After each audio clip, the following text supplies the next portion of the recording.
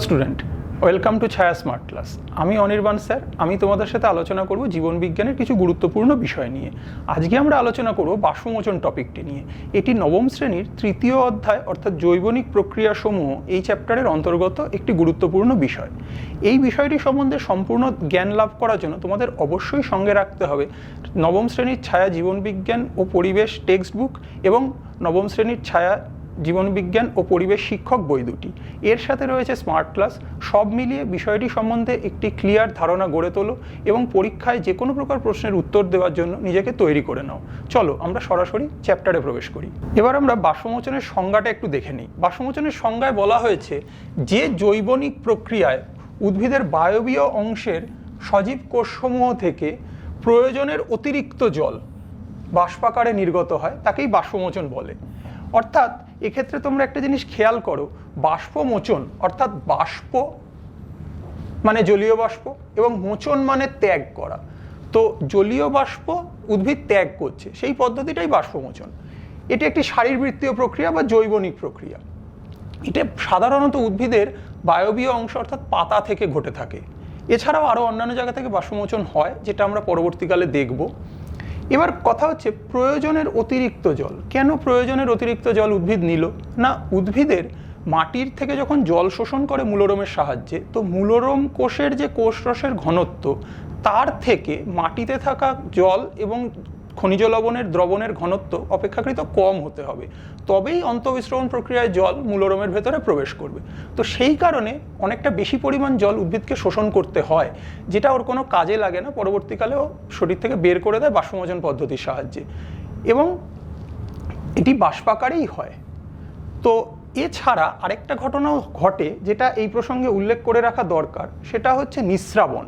এই নিঃস্রাবণ পদ্ধতিটা সাধারণত কচু, টমেটো, সূর্যমুখী প্রভৃতি বিরুৎ জাতীয় উদ্ভিদের পাতায় দেখা যায়। এদের পাতার কিনারায় জলপত্ররন্ধ্র বা ছোট ছোট রন্ধ্র থাকে, যেখান দিয়ে বাষ্প আকারে নয় তরল আকারে অতিরিক্ত জলটা নির্গত হয়, এবং এই সমগ্র পদ্ধতিটাকে বলা হয় নিঃস্রাবণ। এবার আমরা বাষ্পমোচন আর বাষ্পীভবনের একটা তুলনামূলক আলোচনা একটু দেখে নেব। প্রথমেই বাষ্পীভবনের সংজ্ঞাটা খেয়াল করো। যে ভৌত প্রক্রিয়ায় কোনো আর্দ্রতল বা জলের উপরিতল থেকে জল বাষ্পাকারে নির্গত হয়ে যায় তাকেই বাষ্পীভবন বলে। এই পদ্ধতির সাথে বাষ্পমোচনের অনেকটাই সাদৃশ্য এবং বৈসাদৃশ্য দুটোই আছে। দেখো, তুলনামূলক আলোচনা বললে আমাদের দুটোই এখানে বলতে হবে, সাদৃশ্য এবং বৈসাদৃশ্য। অনেকেই শুধুমাত্র পার্থক্যকে মিন করে তুলনা, সেটা ঠিক নয়। আমরা দুটোই আলোচনা করব। তো বাষ্পমোচন ও বাষ্পীভবনের সাদৃশ্য দেখলে প্রথমেই আমাদের দেখো রয়েছে উভয় প্রক্রিয়াতেই সংঘটন স্থল থেকে বাষ্প নির্গমন ঘটে। অর্থাৎ এক্ষেত্রে যে জল নির্গত হয় সেটা বাষ্পাকারে নির্গত হয়, এবং বাষ্পাকারে নির্গত হওয়ার জন্য সেই জলকে যে বাষ্পীভবনের লিনতাপটা গ্রহণ করতে হয়, সেটা গ্রহণ করার ফলে সংশ্লিষ্ট তল শীতলীকরণ ঘটে। উদ্ভিদের ক্ষেত্রে সেটা পাতা তথা সমগ্র উদ্ভিদ দেহের শীতলীকরণ ঘটে, এবং বাষ্পীভবনের ক্ষেত্রে হলে সেটা তখন যে তল থেকে অর্থাৎ জল থেকে বেরিয়ে যাচ্ছে সেইটার শীতলীকরণ ঘটে।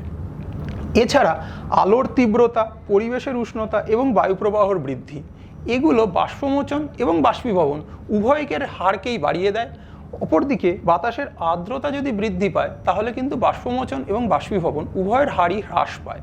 এবার আমরা বাষ্পমোচন ও বাষ্পীভবনের বৈসাদৃশ্য দেখব।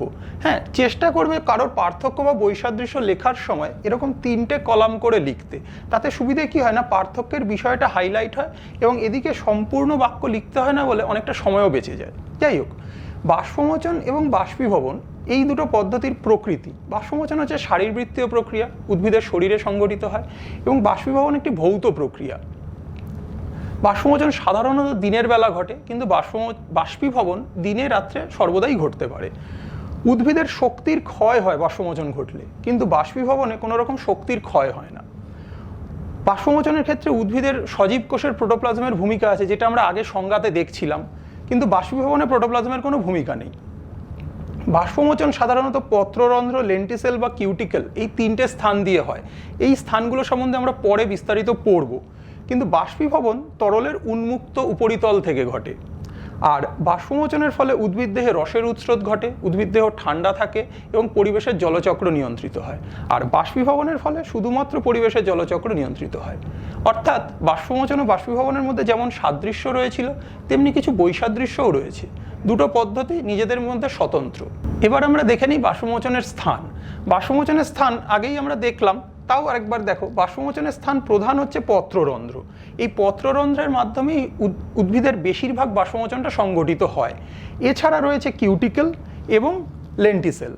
এদের মাধ্যমে বাষ্পমোচন খুব অল্প পরিমাণেই হয়। চলো আমরা এবার প্রত্যেকের মধ্যে দিয়ে কিভাবে বাষ্পমোচন হয় সেটা একটু বিস্তারিত দেখে নিই। চলো এবার আমরা পত্ররন্ধ্রের গঠন সম্বন্ধে একটু বিস্তারিত জেনে নিই। পত্ররন্ধ্র দ্বিবীজপত্রী পাতার নিম্নতলে থাকে এবং একবীজপত্রী পাতার উভয় তলে থাকে। কেননা দ্বিবীজপত্রী পাতা হচ্ছে বিষমপৃষ্ঠ পাতা, তাই এর নিচের তলে পত্ররন্ধ্র থাকবে, এবং একবীজপত্রী পাতা যেহেতু সমাঙ্গপৃষ্ঠ পাতা, তাই এর উভয় তলেই পত্ররন্ধ্র থাকবে, এবং এই পত্ররন্ধ্র রক্ষীকোষ দ্বারা আবৃত থাকে। দেখো, দ্বিবীজপত্রী উদ্ভিদের ক্ষেত্রে সেই রক্ষীকোষগুলো বাংলার 5 আকৃতির বা বৃক্ক আকৃতির হয়, এবং একবীজপত্রীর ক্ষেত্রে সেটি ডাম্বেল আকৃতির হয়। হ্যাঁ, এবং এই পত্ররন্ধ্রের আমরা যদি একটা দ্বিবীজপত্রী উদ্ভিদের পাতার প্রস্থচ্ছেদ দেখি, তো দেখতে পাবো ভেতরে এই জায়গাটা হচ্ছে পুরোটা মেসোফিল কলা, এটা ঊর্ধ্ব বহিস্তক এবং এখানে নিম্ন বহিস্তক। যেহেতু এটা দ্বিবীজপত্রী, তাই পত্ররন্ধ্র থাকবে নিম্নতকে। এই দেখো, এখানে এই রক্ষীকোষ দুদিকে রয়েছে, এবং এই যে প্রকোষ্ঠটা, এই প্রকোষ্ঠটাকে বলা হয় উপপত্ররন্ধ্রীয় প্রকোষ্ঠ বা সাবস্টোমাটাল চেম্বার। জলীয় বাষ্প এসে এখানেই জমা হয় এবং তারপরে পত্ররন্ধ্রের মাধ্যমে বাইরে বেরিয়ে আসে। হ্যাঁ, এবং এখানে দেখো কিউটিকেল বলে একটা আস্তরণ রয়েছে। এই কিউটিকেলটা সম্বন্ধে আমরা আগেই দেখছিলাম যে পত্ররন্ধ্র, কিউটিকেল এবং লেন্টিসেল তিনটে হচ্ছে বাষ্পমোচনের স্থান। এই হচ্ছে সেই কিউটিকেল। পত্ররন্ধ্রের মাধ্যমে যে বাষ্পমোচন হয় তার মাধ্যমে 80 থেকে 90% বাষ্পমোচনই পত্ররন্ধ্রের মাধ্যমে হয়। অর্থাৎ উদ্ভিদ যতটা পরিমাণ বাষ্পমোচন করে তার মেজর পোর্শনটাই কিন্তু পত্ররন্ধ্রের মাধ্যমে করে। তাহলে পত্ররন্ধ্রই হচ্ছে প্রধান বাষ্পমোচনের স্থান। এছাড়াও কিউটিকেল এবং লেন্টিসেলও আছে। চলো পত্ররন্ধ্রের খোলা এবং বন্ধ হওয়ার পদ্ধতিটা আমরা একটি ভিডিওর মাধ্যমে দেখে নেই। চলো এবার আমরা দেখে নেই বাষ্পমোচনের সময় পত্ররন্ধ্র কিভাবে খোলে এবং কিভাবে তা বন্ধ হয়। দেখো, এখানে একটা দ্বিবীজপত্রী উদ্ভিদের পাতা দেখানো হচ্ছে, তাই এর নিম্ন তলে পত্ররন্ধ্র রয়েছে। পত্ররন্ধ্রের যে রক্ষীকোষের ভেতরের দিকের যে প্রাচীর সেটা পুরু এবং বাইরের দিকের প্রাচীরটা পাতলা। এর ফলে যখন এই রক্ষীকোষ রসস্ফীত হয় তখন তা বিষমভাবে প্রসারিত হয়, ফলে পত্ররন্ধ্র উন্মুক্ত হয়। কেন প্রসারিত হবে না, দেখো জল আর পটাশিয়াম আয়ন রক্ষীকোষের ভেতর প্রবেশ করছে পার্শ্ববর্তী কোষ থেকে। এর ফলে পত্ররন্ধ্র উন্মোচিত হলো এবং জলীয় বাষ্প বাইরে নির্গত হলো। এটা দিনের বেলা ঘটে। এবার রাতের বেলা কি হবে না, এই যে জল এবং পটাশিয়াম আয়ন ছিল তা বাইরে বেরিয়ে যাবে। এর ফলে রক্ষীকোষ শিথিল হবে এবং পত্ররন্ধ্র বন্ধ হয়ে যাবে, ফলে বাষ্পমোচন আর হবে না। তাহলে আমরা দেখলাম পত্ররন্ধ্র দিনের বেলা কিভাবে খোলে এবং রাত্রেবেলা বন্ধ হয়। বেশিরভাগ উদ্ভিদে এই ঘটনাই ঘটে। একে বলা হয় ফোটো অ্যাক্টিভ ট্রান্সপিরেশন। তবে কিছু ক্ষেত্রে আমরা দেখতে পাই স্কোটো অ্যাক্টিভ বাষ্পমোচন বা স্কোটো অ্যাক্টিভ ট্রান্সপিরেশন। এক্ষেত্রে কি হয় না, রাত্রেবেলা পত্ররন্ধ্র উন্মোচিত থাকে এবং বাষ্পমোচন হয়। ঘৃতকুমারী, পাথরকুচি প্রভৃতি উদ্ভিদে এরকম ঘটনা দেখা যায়। এবার আমরা বাষ্পমোচনের জন্য দায়ী অপর একটি স্থান কিউটিকেল সম্বন্ধে জানব। কিউটিকেল হচ্ছে উদ্ভিদের পাতা ও কচি কাণ্ডের ত্বকের বাইরে অবস্থিত কিউটিন জাতীয় মোম জাতীয় এক প্রকার পদার্থ দিয়ে তৈরি আস্তরণ। এই আস্তরণ সাধারণত বাষ্পমোচন প্রতিরোধী হিসেবে কাজ করে, অর্থাৎ বাষ্পমোচনের হারকে কমায়। কিন্তু এই আস্তরণ স্তরে যদি কোনো ফাটল সৃষ্টি হয় তাহলে সেইখান দিয়ে কিছুটা জলীয় বাষ্প নির্গত হয়, তবে খুব বেশি পরিমাণে নয়। এর মাধ্যমে মাত্র 3 থেকে 10% বাষ্পমোচন ঘটে, এবং পত্ররন্ধ্রের মতো কিউটিকেলের খোলা বন্ধ হয় না, কিউটিকেল সবসময় খোলা থাকে। চলো এবার আমরা বাষ্পমোচনের জন্য দায়ী তৃতীয় স্থান লেন্টিসেল সম্বন্ধে জানব। লেন্টিসেল হচ্ছে স্থলজ বৃক্ষ ও গুল্ম জাতীয় উদ্ভিদের কাণ্ড এবং শাখা প্রশাখার উপর অবস্থিত এক প্রকার ফাটল, যা কিনা গৌণ বৃদ্ধির ফলে তৈরি হয়। হ্যাঁ, একেই আমরা লেন্টিসেল বলি। দেখো, লেন্টিসেলের গঠনটা যদি আমরা দেখি, এই হচ্ছে সেই লেন্টিসেল।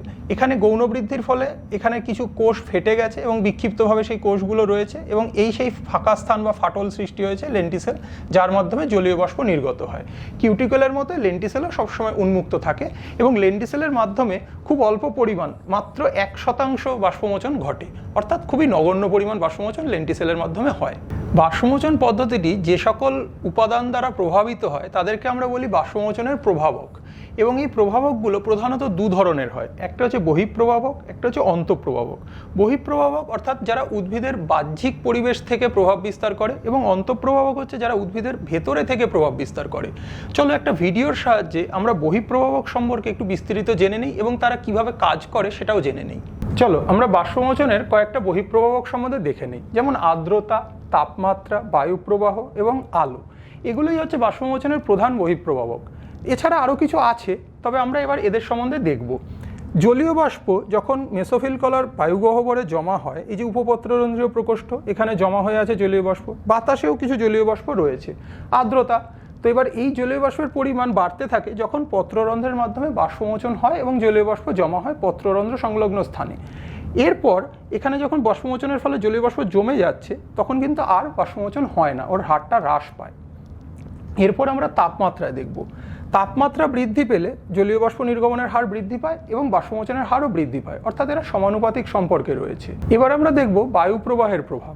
দেখো, জলীয় বাষ্প যখন নির্গত হচ্ছে পত্ররন্ধ্র দিয়ে, সেটা পত্ররন্ধ্র সংলগ্ন স্থানে জমে যাচ্ছে এবং এর ফলে এই অঞ্চলের আর্দ্রতা বৃদ্ধি পাচ্ছে। আমরা দেখেছিলাম যে আর্দ্রতা বৃদ্ধি পেলে বাষ্পমোচনের হার কমে, এখানেও তাই হচ্ছে। কিন্তু যখন বায়ু প্রবাহিত হয়, তখন এই জলীয় বাষ্প সমৃদ্ধ বায়ুকে তা প্রতিস্থাপিত করে শুষ্ক বায়ু দ্বারা, ফলে পুনরায় জলীয় বাষ্প নির্গমন হতে থাকে এবং বাষ্পমোচনের হার বৃদ্ধি পায়। কিন্তু বায়ু প্রবাহ যদি খুব দ্রুত হয়, সেক্ষেত্রে কিন্তু পত্ররন্ধ্র বন্ধ হয়ে যায় এবং বাষ্পমোচন পুরোপুরি বন্ধ হয়ে যায় বা তার হার অনেকটাই কমে যায়। এবার আমরা দেখব আলোর প্রভাব। আলো উপস্থিতিতে বাষ্পমোচন দ্রুত হয়, পত্ররন্ধ্র খোলা থাকে। রাত্রেবেলা আবার বাষ্পমোচনের হার কমে যায়, কেননা পত্ররন্ধ্র বন্ধ হয়ে যায়। এছাড়া আরেকটাও ব্যাপার আছে, আলোর তীব্রতা যখন বৃদ্ধি পায়, তখনও কিন্তু বাষ্পমোচনের হার বৃদ্ধি পায় এবং বাষ্পমোচন দ্রুত হতে থাকে। এবার আমরা বাষ্পমোচনের অন্যান্য কয়েকটি গুরুত্বপূর্ণ বহিঃপ্রভাবক সম্বন্ধে জেনে নেব। দেখো, আমরা শুরুতেই আর্দ্রতা, আলো, তাপমাত্রা এবং বায়ু প্রবাহ এই কটা নিয়ে আলোচনা আমরা করেছি। এরপরে আসছে মাটিতে জলের পরিমাণ। মাটিতে জলের পরিমাণ যত বৃদ্ধি পাবে, বাষ্পমোচনের হারও তত বৃদ্ধি পায়, কেননা উদ্ভিদ তত বেশি জল শোষণ করতে পারবে। এবার বায়ুচাপ। বায়ুচাপ কম থাকলে বাষ্পমোচনের হার বেড়ে যায়। এই কারণে পাহাড়ি অঞ্চলের উদ্ভিদের পাতা সরু এবং কিউটিক্যাল যুক্ত হয়, যাতে বাষ্পমোচনের হার কমানো যায়। এরপর রয়েছে কার্বন ডাই অক্সাইডের ঘনত্ব। কার্বন ডাই অক্সাইডের ঘনত্ব বৃদ্ধি পেলেও বাষ্পমোচনের হার হ্রাস পায়। তাহলে দেখো, আমরা এই বহিঃপ্রবাহগুলো সম্বন্ধে যদি একবারে দেখতে চাই, এখানে আলোর তীব্রতা, তাপমাত্রা, বায়ু প্রবাহ এবং মাটিতে জলের উপস্থিতি, এই এর সাথে সবার সাথে কিন্তু দেখো সমানুপাতিক সম্পর্ক, অর্থাৎ বাষ্পমোচনের হার বৃদ্ধি পায় যদি এই প্রভাবকগুলোর মান বৃদ্ধি পায়।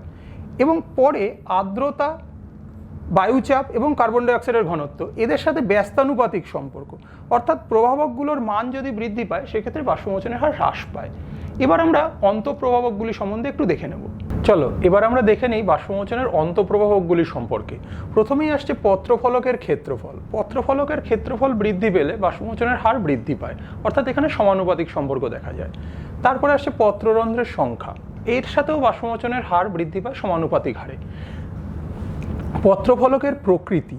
পত্রফলকের ওপরে যদি রোম, শল্ক বা মোম জাতীয় পদার্থের কোনো আস্তরণ থাকে, তো সেক্ষেত্রে বাষ্পমোচনের হার হ্রাস পায়। প্রোটোপ্লাজমের ঘনত্ব। প্রোটোপ্লাজমের ঘনত্বের সাথেও বাষ্পমোচনের হারের সমানুপাতিক সম্পর্ক। প্রোটোপ্লাজমের ঘনত্ব বৃদ্ধি পেলে বাষ্পমোচনের হার বৃদ্ধি পায়। এই কারণেই পরিণত পাতায় বাষ্পমোচনের হার বৃদ্ধি পায়। বয়স। পরিণত উদ্ভিদে বাষ্পমোচন সর্বাধিক হয়, একটু আগেই আমরা শুনলাম, এবং চারা উদ্ভিদে বা বয়স্ক উদ্ভিদের ক্ষেত্রে কিন্তু বাষ্পমোচনের হার অনেকটাই কমে যায়। নেক্সট আসছে হরমোন। হরমোন সম্বন্ধে হয়তো তোমরা এখনও সেরকমভাবে পড়োনি, পরবর্তী ক্লাসে দশম শ্রেণীতে তোমরা পড়বে। সেখানে দেখতে পাবে যে সাইটোকাইনিন বা কাইনিন বলে একটি হরমোন আছে, এটি কিন্তু বাষ্পমোচনের হার বৃদ্ধি করে, কেননা এটি পত্ররন্ধ্রের উন্মোচন ঘটায়, রক্ষীকোষের উন্মোচন ঘটিয়ে বাষ্পমোচনের হার বৃদ্ধি করে। আরেকটি হরমোন হচ্ছে এবিএ বা অ্যাবসিসিক অ্যাসিড, এটি আবার বাষ্পমোচনের হার হ্রাস করে। তাহলে বুঝতেই পারছো, এক্ষেত্রে পত্ররন্ধ্র বা রক্ষীকোষের নিশ্চয়ই বন্ধ হয়ে যাবে, সেই জন্য বাষ্পমোচনের হার কমে যাবে। এবার আমরা দেখো একটা জিনিস দেখে নেই, বাষ্পমোচন প্রতিরোধক। এই যে একটু আগে আমরা বললাম না অ্যাবসিসিক অ্যাসিড, তো এই অ্যাবসিসিক অ্যাসিড বা এবিএ হচ্ছে একটি বাষ্পমোচন প্রতিরোধক। এরা বাষ্পমোচনের হার হ্রাস করে বলে এদের এরকম নাম দেওয়া হয়েছে। যেসব ভৌত বা রাসায়নিক উপাদান বাষ্পমোচনের হার হ্রাস করে, তারাই হচ্ছে বাষ্পমোচন প্রতিরোধক। এছাড়াও আরও কিছু আছে, যেমন ফিনাইল মার্কিউরিক অ্যাসিটেট বা পিএমএ, সিলিকন তেল, এরাও বাষ্পমোচনের হার হ্রাস করে। আরেকটা জিনিস আমরা দেখব, নিবেশিত পত্ররন্ধ্র। এই যে আমরা বললাম না, পাতার উপরিতলে রোম, শল্ক বা মোম জাতীয় পদার্থের আস্তরণ থাকলে বাষ্পমোচনের হার কমে যায়, তো তেমনি যদি পত্ররন্ধ্রটির প্রকৃতি নিবেশিত হয়, দেখো এখানে একটি পত্ররন্ধ্র দেখানো হয়েছে, এটি নিবেশিত পত্ররন্ধ্র। কীরকম না, আমরা অন্য ক্ষেত্রে দেখেছি পাতার উপরিতলের থেকে রক্ষীকোষ একই সমতলে অবস্থান করত, কিন্তু এখানে দেখো রক্ষীকোষটি পাতার উপরিতলের থেকে নিচে অবস্থান করছে। একেই বলা হয় নিবেশিত পত্ররন্ধ্র। এই পত্ররন্ধ্র দেখা যায় জাঙ্গল উদ্ভিদ। জাঙ্গল উদ্ভিদ হচ্ছে যেগুলো শুষ্ক অঞ্চলে জন্মায়, সাধারণত মরু অঞ্চলে, সেরকম উদ্ভিদকে বলা হয় জাঙ্গল উদ্ভিদ। দেখো সাইকাস, করবি, ফণিমনসা, এরা হচ্ছে জাঙ্গল উদ্ভিদ। এখানে নিবেশিত পত্ররন্ধ্র দেখা যায় এবং নিবেশিত পত্ররন্ধ্র থাকায় বাষ্পমোচনের হার হ্রাস পায়। চলো এবার আমরা একটা জিনিস দেখি, এই যে আমরা এতক্ষণ বলছিলাম বাষ্পমোচনের হার বা অন্তঃপ্রবাহক বা বহিঃপ্রবাহক প্রত্যেকের সাথে সম্পর্কে আমরা বলছিলাম বাষ্পমোচনের হার বৃদ্ধি পায় বা বাষ্পমোচনের হার কমে যায়। তো এই বাষ্পমোচনের হার মাপা হয় কি করে?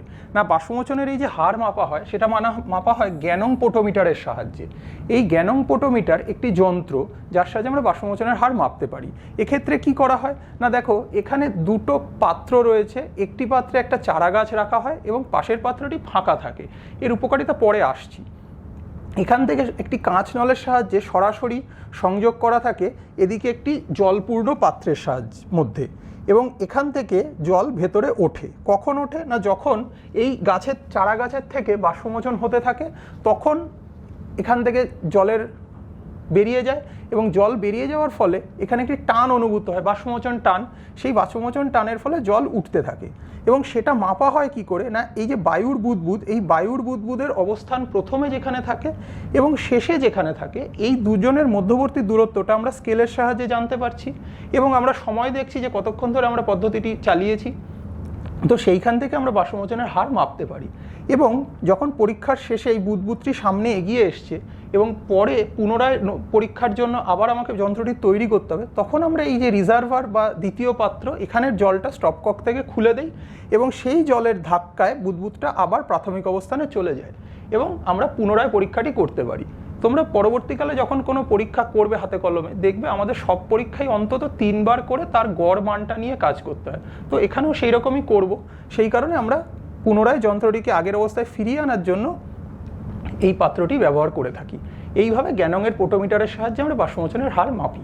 চলো এবার আমরা দেখে নেই বাষ্পমোচনের কি গুরুত্ব আছে উদ্ভিদ দেহে। এই গুরুত্ব বলতে গেলে আমাদেরকে বাষ্পমোচনের ফলে যে উপকার এবং অপকার উদ্ভিদ দেহে সংঘটিত হয় সেই দুটোই আলোচনা করতে হবে। প্রথমে আমরা উপকারী ভূমিকাগুলো দেখব। আমরা শুনেছি যে বাষ্পমোচনের ফলে পাতা থেকে জলীয় বাষ্প যখন নির্গত হয়ে যায় তার ফলে কি হয় না, ওখানে একটা ফাঁকা স্থান সৃষ্টি হয় এবং সেখানে কণাগুলো ওপরের দিকে ওঠে এবং সেখানে একটা বাষ্পমোচন টান সৃষ্টি হয়।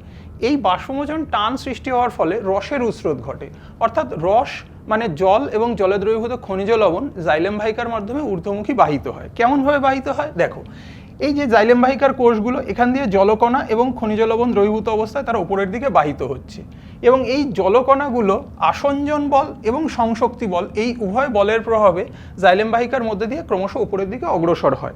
তার সাথে সাহায্য করে বাষ্পমোচন টান এবং মূলজ চাপ। এই সম্বন্ধে তোমরা আগে পড়বে। এছাড়া দেখো জলশোষণ এবং খনিজ পদার্থ গ্রহণ, এটা বাষ্পমোচনের খুব উপকারী ভূমিকা। এই যে জল শোষিত হলো এবং খনিজ পদার্থ গৃহীত হলো, এর সাহায্যেই কিন্তু উদ্ভিদ তার খাদ্য তৈরি করে সালোক সংশ্লেষ পদ্ধতিতে, যেটা সালোক সংশ্লেষ পদ্ধতিও বাষ্পমোচনের উপকারী ভূমিকার মধ্যে আসে। বাষ্পমোচনের ফলে যে জল নির্গত হয়ে যায় তার ফলে উদ্ভিদ দেহে জল সাম্য নিয়ন্ত্রিত হয়, অর্থাৎ উদ্ভিদ দেহ যে প্রয়োজনের অতিরিক্ত জল গ্রহণ করেছিল সেই প্রয়োজনের অতিরিক্ত জলটা উদ্ভিদ বাইরে ছেড়ে দেয় এবং শরীরের জল সাম্য বজায় রাখে। এরই সাথে সে রসস্ফীতিও বজায় রাখে একই সাথে। ফলে কি হয় না, কোষ তার নিজস্ব রসস্ফীতি বজায় রাখে এবং অভিস্রবণ চাপ নিয়ন্ত্রণ করতে পারে। উদ্ভিদের বৃদ্ধি নিয়ন্ত্রিত হয় বাষ্পমোচনের সাহায্যে। কেননা এই বাষ্পমোচনের ফলে যখন কোষের রসস্ফীতি চাপ নিয়ন্ত্রিত হয় তখন কোষ প্রাচীরের উপর একটি চাপ পড়ে, যার ফলে কোষ আয়তনে বৃদ্ধি পায়। উদ্ভিদ দেহের তাপমাত্রা নিয়ন্ত্রিত হয় বাষ্পমোচনের সাহায্যে, কেননা জল যখন বাষ্পীভূত হয়ে যায় তখন সে বাষ্পীভবনের লীন তাপ উদ্ভিদ দেহ থেকেই গ্রহণ করে এবং এর ফলে উদ্ভিদ দেহ শীতল হয়। ঠিক আমাদের শরীরে যেরকম ঘাম নিঃসৃত হওয়ার ফলে আমরা গরমকালে শীতল বোধ করি, ঠিক একইভাবে উদ্ভিদও শীতল বোধ করে, এবং এই কারণেই অনেক বড় গাছের তলায় গরমকালে বসলে পরে আমরা ঠান্ডা বোধ করি, সেটা এই কারণেই। এছাড়া আগেই বললাম সালোক সংশ্লেষে বাষ্পমোচনের উপকারী ভূমিকা আছে। খাদ্য পরিবহন হয় ফ্লোয়েমের মাধ্যমে, এর সাথেও কিন্তু বাষ্পমোচনের একটি নিবিড় যোগাযোগ আছে। আর হচ্ছে জলচক্র নিয়ন্ত্রণ। পরিবেশে যে জলচক্র, অর্থাৎ জল, জলীয় বাষ্প, সেখান থেকে মেঘ, পুনরায় বৃষ্টি, আবার জল, এই যে চক্রাকারে আবর্তিত হয়, এখানে কিন্তু বাষ্পমোচনের গুরুত্বপূর্ণ ভূমিকা আছে। এবং এই কারণেই আমাজনের বর্ষাবন অঞ্চলে যেহেতু অনেক গাছপালা থাকে এবং সেখানে প্রচুর বাষ্প তৈরি হয়, ফলে এখানে বৃষ্টিপাতের পরিমাণও বেশি, কেননা ওই প্রচুর বাষ্প থেকে প্রচুর মেঘ তৈরি হয়। তাহলে আমরা দেখলাম যে বাষ্পমোচন কি কি উপকার করে একটি উদ্ভিদের দেহে। এছাড়াও কিন্তু কিছু অপকারী ভূমিকাও আছে, সেগুলো সম্বন্ধে আমরা এবার জেনে নেব। এবার আমরা দেখব বাষ্পমোচনের অপকারী ভূমিকা। বাষ্পমোচনের ফলে কি হয় না, উদ্ভিদ দেহ থেকে যে জল বেরিয়ে যায়, এই নির্গত জলের পরিমাণ যদি জল শোষণের হারের থেকে বেশি হয়ে যায়, সেক্ষেত্রে উদ্ভিদ দেহ থেকে প্রয়োজনের অতিরিক্ত জল বেরিয়ে যায়। এবং এই প্রয়োজনের অতিরিক্ত জল এতটাই বেশি বেরিয়ে যায় যে উদ্ভিদ কিন্তু তখন অবনমন এই ঘটনাটার প্রদর্শন করে। এর ফলে কি হয় না, উদ্ভিদের নরম অংশ এবং উদ্ভিদের যে পাতা সেগুলো নুইয়ে পড়ে, দেখো এইরকম। এবং এই নুইয়ে পড়লে যেটা হয়, উদ্ভিদ এই ঘটনাকে ড্রুপিংও বলে। এর ফলে অনেক সময় কি হয়, যদি অবনমনের থাকাকালীন বাষ্পমোচনের হার কোনোভাবে হ্রাস না পায় এবং বাষ্পমোচন তখনও হতে থাকে, সেক্ষেত্রে কিন্তু উদ্ভিদের মৃত্যু পর্যন্ত হতে পারে এই অবনমনের ফলে। এছাড়া উদ্ভিদের গ্যাসীয় বিনিময়ে বাধা প্রদান করে এই বাষ্পমোচন, কেননা পত্ররন্ধ্রের মাধ্যমেই উদ্ভিদে গ্যাসীয় আদান প্রদান হয়, আবার পত্ররন্ধ্রের মাধ্যমেই বাষ্পমোচনও হয়। ফলে এই দুটো প্রক্রিয়া একসাথে বেশি চললে তখন একটি প্রক্রিয়া অপর প্রক্রিয়াকে বাধা দান করে। এবং জলের অপচয়, মোটামুটি উদ্ভিদ 10% জল নিজের কাজে লাগায়, বাকি 90% জলই কিন্তু বাষ্পমোচনের মাধ্যমে তাকে ছেড়ে দিতে হয়। এইখানে অনেকটাই জলের অপচয় ঘটে।